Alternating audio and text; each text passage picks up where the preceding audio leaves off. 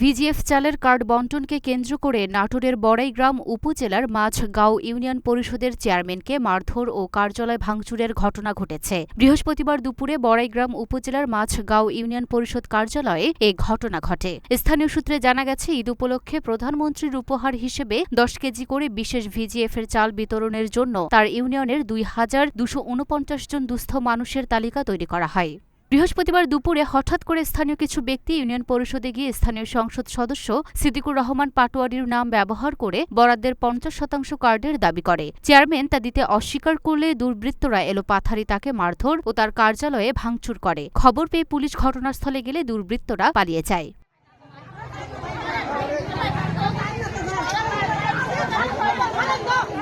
এদিকে Majhgaon UP chairman Abdullah Al Azad দুলালকে মারপিট ও কার্যালয় ভাঙচুরের প্রতিবাদে মহাসড়ক অবরোধ করে ক্ষুব্ধ উপকারভোগীরা।